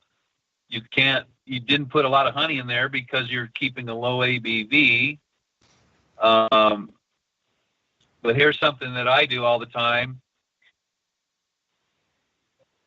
I made something, I don't remember what it was, but it was like 1030. I made it real sweet to begin with for the specific reason of trying what I'm about to tell you now. If you take something that's way too sweet, add your oak to it, and you could pick oaks that add more tannin than others. I've taken a 1030, and the gravity stayed the same. It was stabilized, and it was stuck at 1030. And by adding Hungarian medium oak to it, the tannins caused that to dry that mead out, so it presented. It tastes like everybody would have guessed, oh, this is 10.6 or 10.8, and it was 10.30. And I did that by changing the perception by adding the tannins from the alcohol. Adding the tannins from the Hungarian oak. So you can do that with your sessions too. If some sessions won't allow you very much oak componentry in there, because usually the sessions are very light and easy, and those might not necessarily be a great category to put oak in there. Although you can add this oak without making a whole lot of oak expression. But if you took a mead that had a little bit higher alcohol content than a normal session would, and it was a little sweeter than the normal session, now we've got some mouthfeel that you wouldn't normally have. And now we can dry that back out by adding the tannins, which would change the perception of that particular session mead. And yet you would still be stuck with a session mead that has more mouth volume than you would normally expect because of the alcohol and because of the residual sweetness in there. And then lastly, you can buy yeast additives, not Booster Rouge. Let me see here.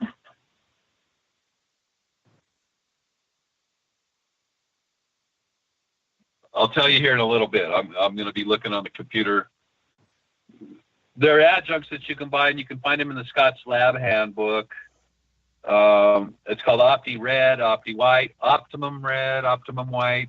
Those types of things you can add, and those will do two things generally. They'll add more nose and more mouthfeel to your mead, and so those are great adjuncts to add to give your session meads more volume and more nose that they won't normally have. Jaden just popped up and said unfermentable sugar lactose. He wants to learn about that. And it seems to me like that falls into that category too. Am I right? Yes, that's correct. Although there I you don't. Go, Jaden. Yeah. I haven't played with unfermentable sugars yet, outside of malts in braggots and whatnot. I really don't have any experience. personal experience. I know I've got an unreasonable aversion to using sugar in my meads, and I realize it's an unreasonable aversion, but there you go. It's what it is. Okay. We got a kind of a adjunct to the sizer question that came up from Okay. Daryl. Chris Garrett came up on Twitter and asked, with a sizer that's not sweet enough, would you recommend back sweetening with honey or oaking to add that perception of sweetness? That's an awesome question. You could do both or either. Although the vanillin that you're going to get from the oak will only take it so far, and so if it's bone dry, you might need to add some honey as well as the oak.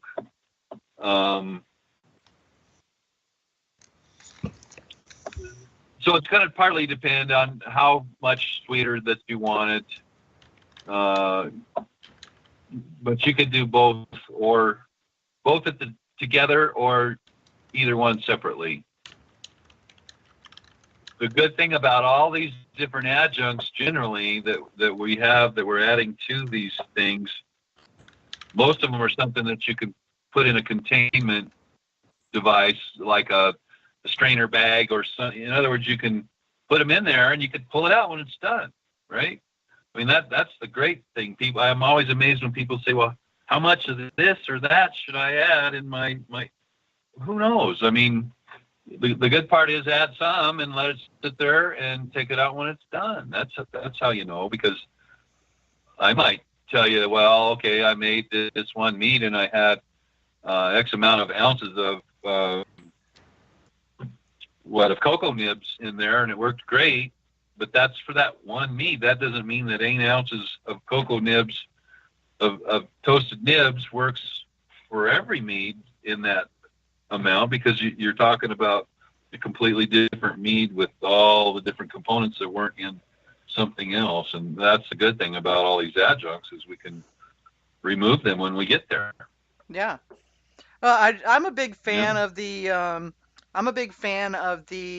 taste to see. One of the things I did last time I went to Bee Nectar, they've got they call it the Funk Room, and this is where they do a lot of their experimentation of trying to get to a flavor profile that they want. And I got to join in on one of the tasting experiments, and it was half a dozen things lined up with varying amounts of different things like oaks and acids and whatnot added to see where this, what is this tasting like? What is it coming out as? And, what they were looking for was the thing most likely to appeal to the greatest number of people, obviously, because they're commercial meadery. And, and that was the most in balance. So walking that tightrope of, of what that was. And it just really kind of opened my eyes, because I never really thought about it, because I make meads that I like.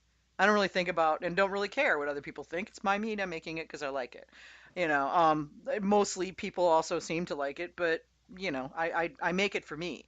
So it was really interesting to see that done. But basically, it was just a series of glasses with, like you were saying earlier, a drop, 2 drops, 3 drops, 4 drops across the board.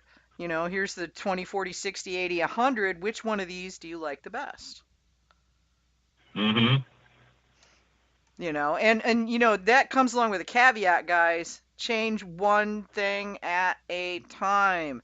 Yes. Don't go saying, and I'm going to put oak and citrus and blah and blah and blah in this. No. Then you won't know what screwed it up. Acid and back sweeten? Right, yeah. You want to change one thing at a time and then just keep narrowing your focus until you get the thing you want. I totally agree with that. But there probably will be times where, because you've done it enough and you know what you're doing, that you could probably be safe to add a couple things at a time, only because you're solid in your understanding how those things are going to come together. Yeah. Well, I mean, that's the thing is you're basically looking for something that each step is moving you closer to that balance point, So, and that I'm not saying that's easy, but don't go changing more than one thing at a time. That's standard, just standard operating procedure with when you're making changes. Change more than one thing and you don't know what thing went sideways, if it does. Or what worked. Or what worked. That's right. Exactly. Yeah, you have no way of knowing. Experimentation is about one variable at a time. Okay. Mm-hmm. Next one we've got is from Ohad Gertel. And Ohad asks, I recently took a sample out of a blackcurrant mead, his first mead, that had a bit of oak in secondary and some vanilla extract. I know Jaden's jumping up and down right now.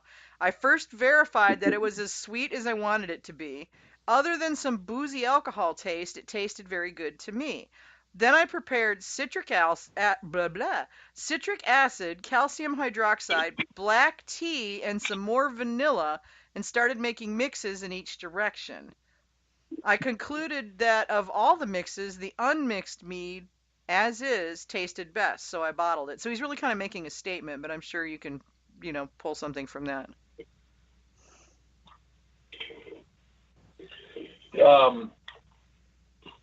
So see, it's this kind of learning process and this testing mentality that teaches us the most, right? I mean, I still don't make anything without the intention of doing things along the way or at the end that are going to leave me smarter than what I was before I started. So I think that what he did was great. He learned what the different meats, what those different adjuncts tasted like, and found out that, that particular mead didn't need any of those things. But at least he knows now the difference. I think nice move for a first mead, I think. I know, right? Yeah. That's perfect. Another thing is the more that we sit down and we create a mead on paper from the start. So I'm talking about intention and an educated process.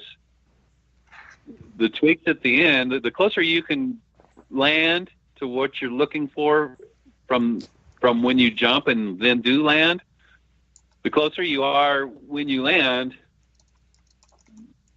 the easier it is to make these adjustments, right? But if you're super far out of left field in a couple places, now you really have some problems because you have to add so much more to get those places that are way off the map back into the circle of friends, so to speak, that those start making problems on other places.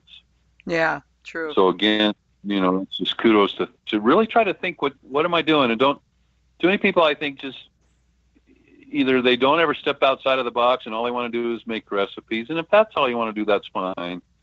But you're not really going to become a craft-wise mead maker. And so really, guys, sit down from the beginning and start to think of all the different pieces and why you want to add them in there. And I think doing that and then doing the different testing later, you're going to learn more that way for sure. Yeah, very true. And I mean the moral here, guys, is don't be afraid to experiment. Not necessarily with your whole batch, but with small extracts from that, even just a half pint or something like that, a glass full of it. And fiddle to play with it. Yep. That's the best way to learn. That's what Ryan's been doing. And that's why he's, done so much. And considering the fact that in years he's a relatively new mead maker, but in experience he's very experienced. So, that's the thing here. Okay, next one's from Renee Weinberger, and again, kind of more of a statement, but it kind of takes us back to the sizer issue. It says she thinks the most challenging for her to balance were sizers. I think the style is fairly easy to make pretty accessible, and it's recommended for beginners, but it's tough to perfect. She's had too low of apple character, too high of alcohol, and usually what she does is back add acid blend to get the right tartness. I don't know. I've never added acid blend to a sizer. I don't know. I hate using acid blend. It's so easy to screw it up.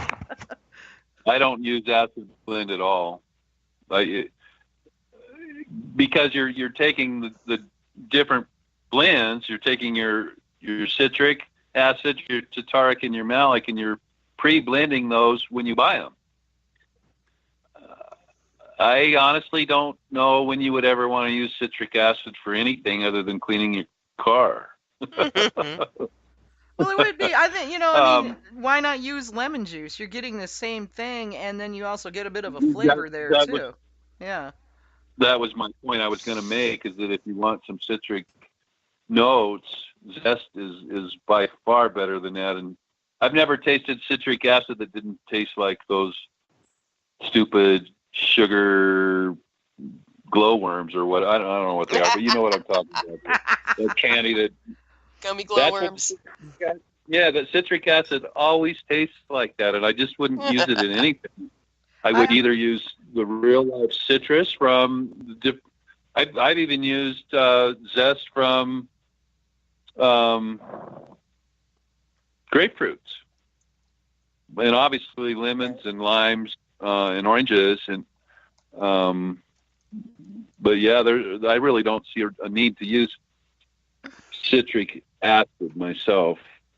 Yeah, I just assume you've got lemon zest, lime zest, orange zest, so many possibilities there, and you can, play with your flavors as well. Plus, there's the juices. I mean, there's so many possibilities there. That's right. I agree with Renee that sizers are, in my opinion, sizers are the most difficult to make. Well, but that's because I think that the sizer needs to have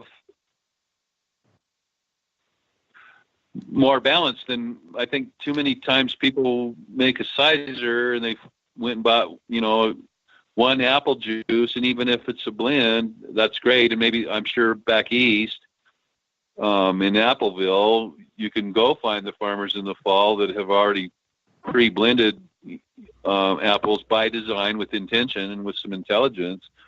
But in my opinion, you need to have the apple presence, right? You need to have the sweetness, you need to have the tart, you need to have the acidity, and you need to have the tannic. Yeah. Those are 5 components that you have to balance well to make a good sizer. And if you're going to only do that with apples, you got to know your apples. Or if you're going to use it maybe only a few, then you've got to know the other adjuncts, and to put all 5 of those on the plate where they're all in the proper proportion so that one doesn't stand on top of the other.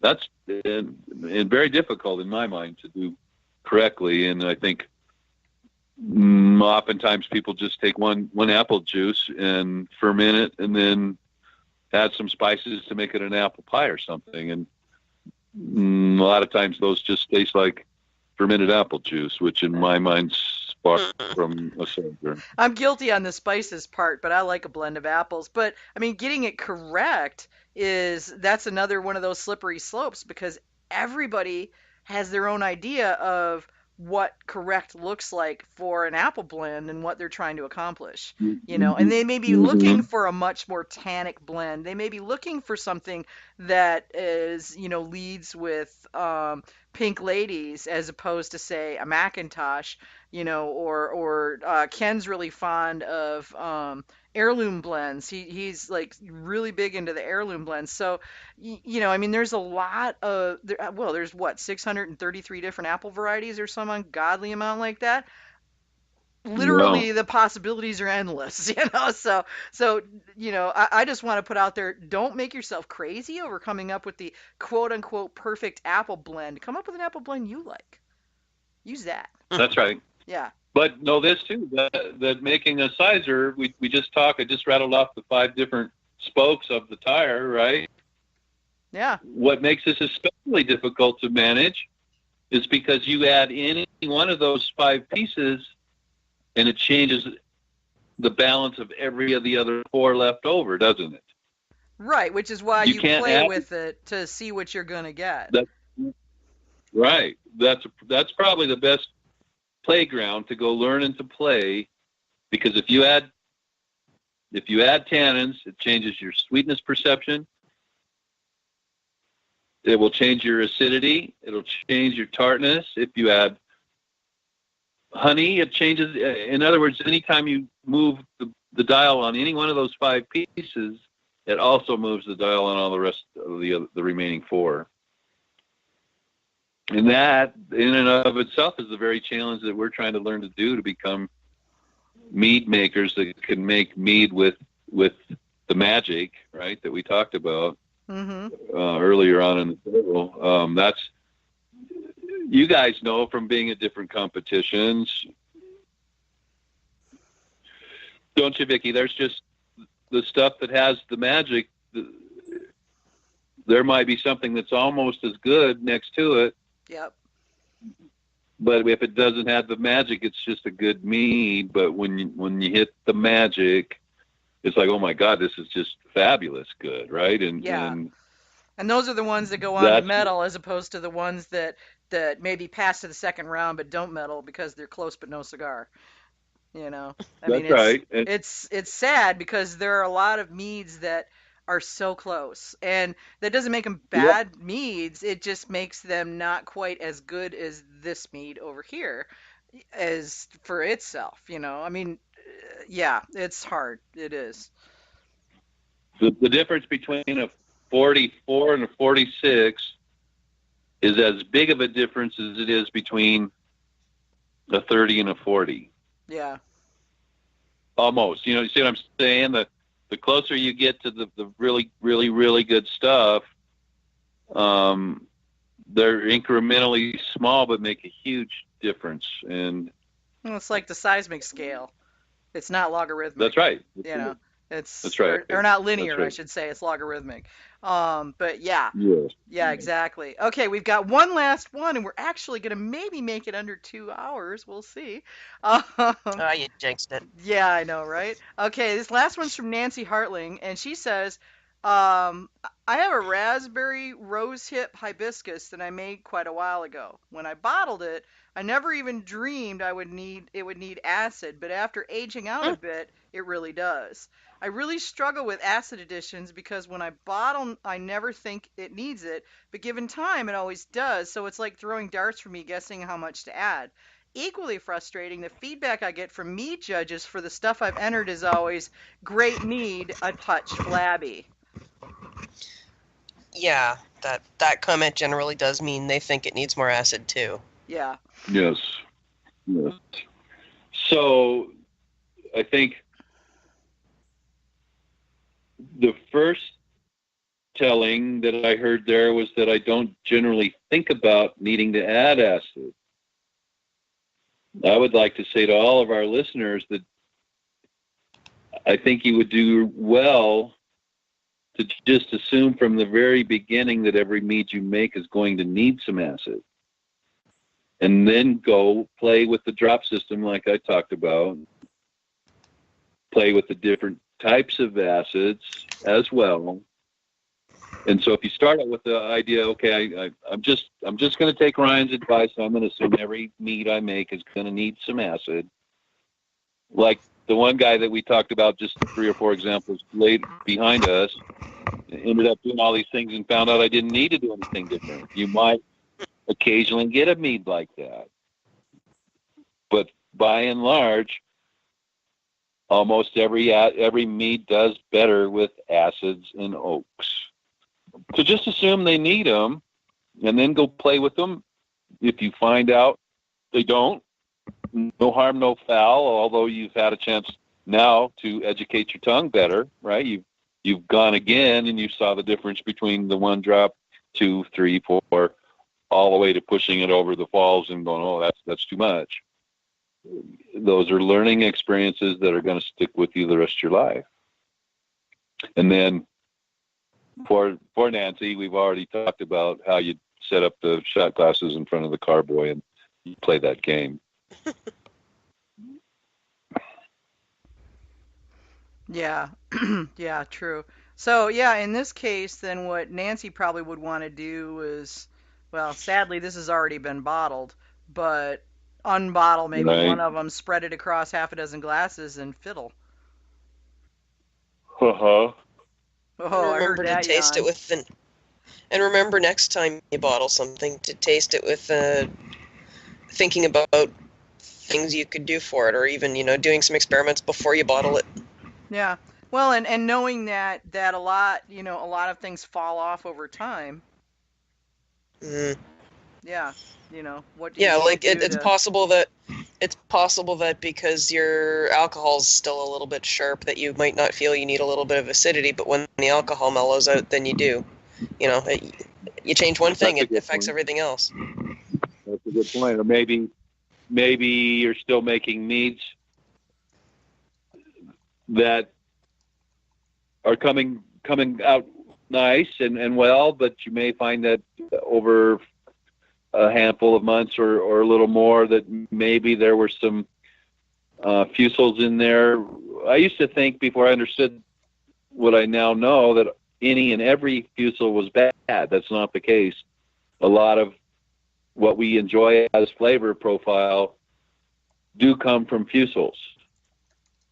So not every fusel that is made is a bad guy. But I also wonder if some of the fusels that we deem acceptable when we first taste something, a new mead, so to speak, that those go through some assimilation while it's integrating with itself, and those things disappear. Here's one thing that I noticed with my own meads is that I found that after I would bottle them up and later open them up to drink, that they had more presence of alcohol than what I remembered them having to start with. And of course, I think we all would agree that we tend to believe that our meads, that the honey steps forward over time a little bit. In other words, there's this magic spot at 4 or to 6 months or something where the honey kind of walks forward in the game a little bit, and you can get the honey then that you don't get earlier than that. I think Bray Denard called that the dumb phase, when the mead doesn't know what it wants to be or something. And I think that's just because there's some assimilation that's going on that removes some of these pieces that kind of mask what we're taste now that we won't taste later down the road. Yeah. I know I can take something that's too much alcohol, and you can kind of sand that sharp edge. Imagine if you just ran a 2x4 through a table saw, you can have a sharp edge. So we could talk about that sharp edge that the alcohol will give us. We can sand that edge kind of roundish by adding some tannins from our oaks in there, and that will make too high of an alcohol present softer, almost, just within the 6 weeks or 8 weeks or whatever it takes to get the proper amount of extraction from our oak. We can help the aging process to roll off the alcohol edge by adding tannins from the oaks. And so that's something I do all the time, and all my friends they're used to now, but they used to be amazed how high ABV my meads were, and yet they didn't ever taste that alcoholic. They were high ABVs, but didn't taste that well, like the mango that you enjoyed, Vicky. It didn't taste like it was as strong as it was, did it? But no. No, that completely caught me flat-footed, man. I was not expecting that. I want more, but I was not expecting that. Yeah. Jolie, so I really wish we would have. Oh, go ahead. Good. Another question. Well, yeah, No, I was just going to say. Was asking, he says there's a question related to acid, since we've done a lot of, conversation around that. Does cold hide some acid? So, like, if a meat is chilled, when you check it, would the acid be less obvious? That's a really good question. That is a good question, and I'll be honest, I don't know the answer to that, but I do know this answer, that all meats taste different at room temperature than they do refrigerated. Yeah. And I think that one thing, I have a tendency almost always to drink mine at room temperature. Same. And I know that when I do put them in the fridge, they taste different. Does it hide? I don't. That's maybe a good word to use. I don't know that it can really hide, but it certainly presents itself differently. And I think that we might all find that.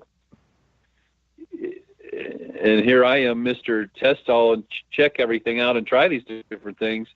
I'm sitting there wondering, why haven't I done the A/B test to see all of my meads? If I'm sure some of them probably taste better cold than they do warm, and I don't know that because I haven't gone and played that game. But guess where I'm heading? Countless. Yeah. There are so many meads that turn up at the Mazer Cup that come along with instructions of serve it precisely 58 degrees, and it's like, seriously? We have 600 meads. That ain't happening, dude. Not happening. It's getting served at the temperature it gets served at. You deal. So yeah, And you know keep what that. else I find? What's that? Go ahead. No, I was just going to say, if you're entering a competition, do not assume that the mead is going to be served at whatever you perceive to be the ideal temp. Most comps do not have the capability to have each mead chilled or not chilled to the appropriate temperature. This is usually and this includes the Mazer Cups, a bunch of volunteers with resources that are limited when it comes to that kind of thing. We're not talking a highfalutin wine comp where they can go, it's exactly 58 3/4 degrees. All right, we can put it out there now. That's not going to happen. So, sorry. I just had to get that out there. Right. So, I'm going to say one more thing and I forgot what I was going to say. Go. Oh, we have another comment or question? Nope, that was the last one. Oh, so I'm not sure why the people that chimed in with questions. Here's why I wish somebody would have gotten in. I wish we would have had 6 or 8 different or 10 people call in on the phone, and maybe they're afraid. Or maybe Skype wouldn't let them too. Don't assume they're afraid. Assume that Skype sucks, which we know it does. Sure. So this is why this is very difficult to talk about, because when we don't have an interactive person on the other end, imagine this, instead of talking about different scenarios, if we have somebody, we're talking about a real deal. And I've tried to do this along the course of this evening, but when we say, okay, I need to accomplish this, generally we can accomplish that same thing by playing with 2 or 3 different pieces of the puzzle. And if we had somebody else that wasn't afraid to be embarrassed or wasn't afraid to not know everything, on the other line, I could say, okay, well, what if we did this? Or I could ask them, what would you do? And they say, well, I would do this. Then I could come back and say, yeah, that's a good idea. But maybe if we did this instead, we wouldn't have affected this other fraction over here in the corner that now we just raised it a big time by going one route, where if we would have gone the other route, maybe we wouldn't have pushed that other piece out of balance, and maybe we would have helped 2 or 3 other pieces along the way, all with the same movement. And that's why I was really hoping we could have more interactive session tonight, because this is so hard to learn, because it's all interactive and every one piece that you move affects everything else in the picture. Well, maybe we can do a bonus conference call. Yeah. And do something like that. So let me look into it, and we can maybe set up a series of bonus conference calls where, we can talk about that. So we'll talk about that offline and see what we can put together. Okay. That'd be perfect, because bottom line, guys, this is where the magic lies. This is where the medals lie. If you give a shit about, excuse my French, if you care about winning medals, that doesn't happen very often, especially anymore, I don't think. It doesn't just happen by accident. No.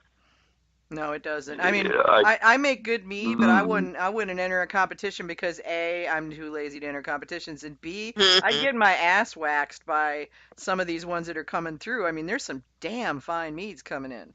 Really, Yeah. right. really talented meads coming in. And there's some really good mead makers. I'm not ashamed to admit that they've blown right past me. That's Yeah, but that's fine. half the reason you send something into a competition is to get the feedback, though. Oh, I just hand it to That's Pete, right. and then That's Pete right. tells me everything I Yeah. screwed up. Yeah. Okay, No. fine. Mhm. Yeah. Not everybody has a direct line to Pete. Yeah. Well. Yeah. But see, that's what I want to do now that we know how to make. Now how we can now satisfy the science. At least we should be able to if we want to do. If we want to, there's the resources to do that. The hardest part, and it's really in my opinion, by far the biggest part of making good mead is understanding how to make these little tweaks that turn them in from good, that makes the good meads into magical meads.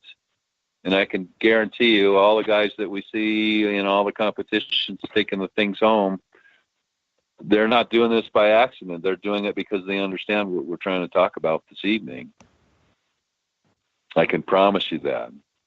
And that's my desire, is to make all of you guys be able to understand and to raise your bar. Yeah. Well, we'll Yeah. we'll talk about it and see what we can figure out. We'll come up with something. All right. Perfect. Yeah. Awesome. So, okay. So, hey, look at that. 2 hours, 1 minute. And actually, it's a few minutes less than that because the first 3 minutes or so were screwed up because Had the to thing. repeat. Right. So we had to repeat. So I'll be cutting that off, and taking that out of the middle so there's no dead air in there before I upload it tomorrow. So those of you that are waiting for it and will email me tomorrow when it's not showed up on iTunes already, uh, I'm working on it. Patience. It's a virtue. Patience, how long will that take? Yeah. And So. Vicky, in the next couple of days, I'm going to send you some links to some different pages. I tried to find it when I got home tonight. I found some of what I was looking for, but didn't find the main piece I was hoping to find. There was a group that has done a lot of what we're talking about tonight, and have written pages that's in the BJCP stuff. Mhm. Like I said, I found some of that, but I didn't really find particularly the one piece that I wanted to make. So anyway, I'm going to be sending you some links that we can add to the Got Mead library, so that when people go and they can click and go read some linear material about this as well. Cool. Thank you. Yeah, I'll definitely get that up. Mm-hmm. Yeah. Okay. All right. Cool. Well, So, good night, all. yep, Ryan's gonna check out now because we literally grab him as he Ryan. comes in the door. Poor guy. He probably hasn't even had dinner yet.